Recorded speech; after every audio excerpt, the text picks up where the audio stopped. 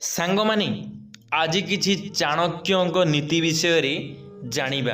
एही 6 जन को केबे भी हेले निदरु उठांतु नहीं। निदरु उठेइबा पूर्वरु जानि रखंतु एही सबु नियम, नहले आपण माने असुविधारे पड़ी पारंती।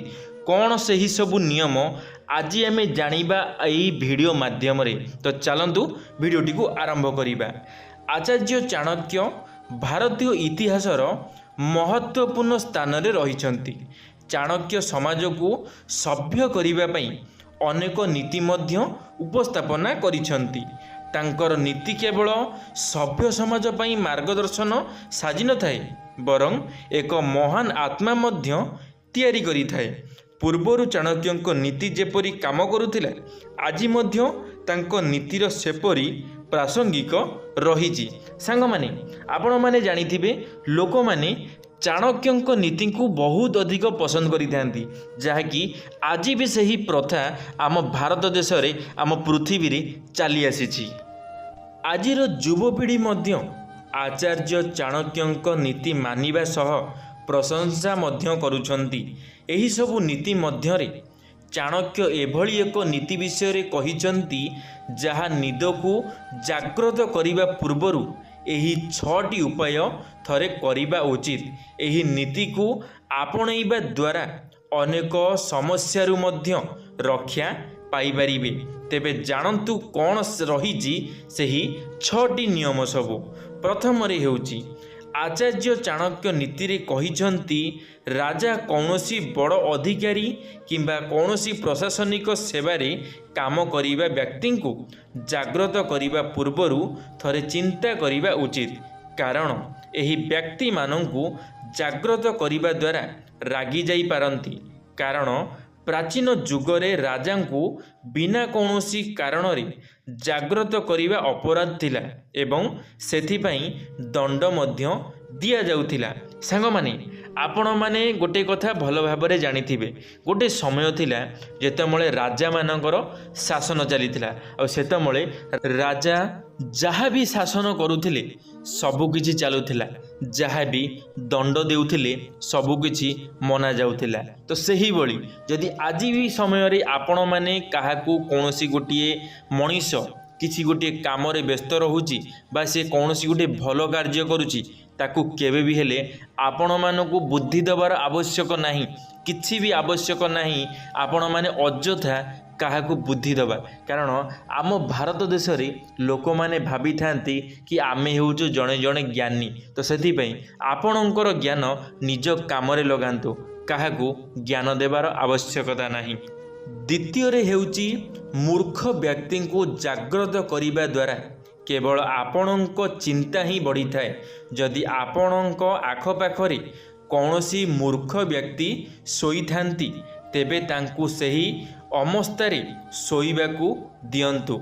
एपरी करिबा द्वारा आपण निजर समय बंचाई पारिबा सह मध्य शांति पाई पारिबे। बुद्धिहीन व्यक्ति सर्वदा समय रे उठी काम करिथाए। केबे भी सोईथिबा समय रे सिंह को जाग्रत करंतु नहीं। एपरी करिबा द्वारा आपण सिंहर शिकार होई पारंती। एही कारणरू सोईथिबा अवस्थारे सिंह देखादेले सही स्थानरू बाहरी जांतु। सांग माने आपण मानकर काम हेउची सबु काम रे आपण माने टिके आगुआ रहिबा पई चेष्टा करंती, जहाँकि गोटे समय रे आपणकर असुविधार मूल कारण बनी जाई थाए। तो सेति पई आपण माने सदा सर्वदा मन रखि थांतु, केबे एमिति काम करंतु नी जेउ कामटी आपणक ऊपर ही भारी पड़ी जीवो।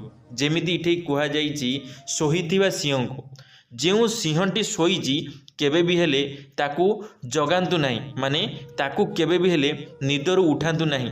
कारण आपण माने जानिचंती, जेतमळे सिंह निदरु उठी थाए सर्वप्रथमे से शिकार खोजी थाए, आ से शिकार आपण निजे मध्य होई थाई पारंती। तो सेथिपई सोईथिबा सिंह को केबे भी हेले उठांतु नहीं। चाणक्यଙ୍କ नीति अनुଯାयी छोट पिला माननकु मध्य जाग्रत करिबा अनुचित। कारण छोट शिशु जाग्रत हेबा मात्रे ही कांदिबा आरंभ करि देई थांती। एपरी अवस्था रे शिशु को संभाळिबा कष्टकर होई पड़ी थाए। ସ୍ୱାସ୍ଥ୍ୟ ସୃଷ୍ଟିକୋଣରୁ ଶୋଇଥିବା ଛୋଟ ଶିଶୁକୁ ଜାଗ୍ରତ କରାଇବା ଅନୁଚିତ ହୋଇଥାଏ। ସାଙ୍ଗମାନେ, ଆପଣମାନଙ୍କର ଗୋଟେ କାମ ଆପଣମାନଙ୍କୁ ମୁଁ ଜଣାଇ ଦେବାକୁ ଚାହୁଁଛି। ଆପଣମାନେ ଦେଖୁଛନ୍ତି ଗୋଟେ ଛୋଟ ଛୁଆଟି ଶୋଇଛି, ନିଦ୍ରାରେ ଅଛି, ତାକୁ ଯଦି ଆପଣମାନେ ଜଗଉଛନ୍ତି ବା ତାକୁ ଯଦି ଆପଣମାନେ ନିଦରୁ ଉଠାଉଛନ୍ତି, ତାହେଲେ ସେ ପିଲାଟି ସର୍ବପ୍ରଥମେ କ'ଣ କରୁଛି? କାନ୍ଦୁଛି। ଆଉ ଆପଣଙ୍କ ଦ୍ୱାରା ସେଇ ଜିନିଷଟି କଣ୍ଟ୍ରୋଲ ହୋଇପାରୁନାହିଁ। ଆପଣ ସେହି ଜିନିଷଟିକୁ ସମ୍ଭାଳି ପାରୁନାହାନ୍ତି। ଯେତେବେଳେ ଆପଣଙ୍କୁ ଜଣାଅଛି କି ଆପଣ ଏହି କାମଟିକୁ କରିପାରିବେ ନାହିଁ, ଆପଣ ସମ୍ଭାଳି ପାରିବେ ନାହିଁ, ତାହେଲେ ଆପଣଙ୍କର କ'ଣ ଆବଶ୍ୟକ ଏ କାମ କରିବା? କିଛି ବି ଆବଶ୍ୟକତା ନାହିଁ।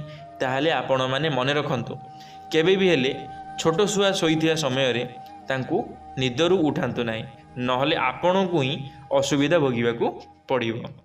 ସେହିପରି ଶୋଇଥିବା ଅବସ୍ଥାରେ କୌଣସି ହିଂସ୍ର ପଶୁ କିମ୍ବା କୁକୁରଙ୍କୁ ଜାଗ୍ରତ କରାଇବା ଅନୁଚିତ, କାରଣ ଏପରି କରିବା ଦ୍ୱାରା ଆପଣଙ୍କ ଉପରେ ସିଂହ ପଶୁ ଆକ୍ରମଣ କରିପାରେ। ଯଦି ଆପଣ କାହା ଘରକୁ ଯିବା ସମୟରେ ସେଠାରେ କୁକୁର ଶୋଇଥାଏ, ତେବେ ସେହି ସ୍ଥାନକୁ ଚୁପଚାପ ବାହାରି ଯାଆନ୍ତୁ, ନହେଲେ ଆପଣଙ୍କର ହିଁ ଅସୁବିଧା ହୋଇପାରେ। ଆପଣମାନେ ଜାଣିଛନ୍ତି, ଯଦି କୁକୁରଟି ଉଠିବ ତାହେଲେ ଆପଣଙ୍କୁ କାମୁଡ଼ିବା ପାଇଁ ଗୋଡ଼େଇବ, ଆଉ ଆପଣଙ୍କୁ ଆଘାତ ଲାଗିଲା ପରେ ଆପଣଙ୍କର ମନ କଷ୍ଟ ହେବ। ମୁଁ କ'ଣ ପାଇଁ କୁକୁର ସାଙ୍ଗରେ ଲାଗୁଥିଲି, ମୁଁ କୁକୁର ସାଙ୍ଗରେ ଲାଗିଲି ବୋଲି ମୋତେ କୁକୁର ଆସି କାମୁଡ଼ିଲା। ତ ସେଥିପାଇଁ ଆପଣମାନେ ସବୁବେଳେ ବୁଦ୍ଧିରେ କାମ ନେବା ପାଇଁ ଚେଷ୍ଟା କରନ୍ତୁ, ମନ ଇଚ୍ଛା କାମ କରନ୍ତୁ ନାହିଁ। ଯଦି ଆପଣମାନେ ବୁଦ୍ଧିରେ କାମ କରିବେ ତାହେଲେ ସଦାସର୍ବଦା ସୁଖରେ ରହିବେ, ଶାନ୍ତିରେ ରହିବେ। ଶେଷରେ ଚାଣକ୍ୟ କହିଛନ୍ତି, କେବେ ବି ଶୋଇ ରହିଥିବା ସାପକୁ ଜାଗ୍ରତ କରନ୍ତୁ ନାହିଁ। ଯଦି ଆପଣ ଏପରି କରିଥାନ୍ତି, ତେବେ ସାପ ଦଂଶନର ଶିକାର ହେବା ସହ ମୃତ୍ୟୁ ମୁଖକୁ ଯାଇପାରନ୍ତି। ଏହି କାରଣରୁ କେବେ ମଧ୍ୟ ଶୋଇ ରହିଥିବା ସାପକୁ ଜାଗ୍ରତ କରନ୍ତୁ ନାହିଁ। ଆପଣମାନେ ଜାଣିଛନ୍ତି, ଆମ ଲୋକମାନଙ୍କର ଗୋଟେ ଦୋଷ ହେଉଛି, ସେମାନେ ଯଦି ଶୋଇଥିବ ସାପଟିକୁ, ସେମାନେ ତାକୁ ଟେକା ମାରି ତାକୁ ବାଡ଼ିରେ ଖେଞ୍ଚି ଉଠାଇବା କାମ ହେଉଛି ଆମମାନଙ୍କର। ଆମେମାନେ ଏହି କାମଟି କରିବା, ତାପରେ ସାପ ଆମକୁ କାମୁଡ଼ିବ, ଆଉ ସାପ କାମୁଡ଼ିବା ଦ୍ୱାରା ଆମର ମୃତ୍ୟୁ ଘଟିବ। ତ ସେଥିପାଇଁ ଆମର କୌଣସି ଆବଶ୍ୟକ ନାହିଁ। ସାପ ତା ବାଟରେ ଶୋଇଛି, ଆମ ବାଟରେ କାମ କରୁଛେ, ତ ଆମର କ'ଣ ଦରକାର ସାପ ସହିତ ଲାଗିବାର? ତ ଆମେ ଏମିତି ଭୁଲ କେବେ କରିବାଟା ଠିକ୍ ନୁହେଁ। ତ ଏମିତିକା ଭୁଲ କେବେ ବି ହେଲେ କରନ୍ତୁ ନାହିଁ। ତ ଏହିଭଳି ଥିଲା କିଛି ଆଜିର ଭିଡ଼ିଓ।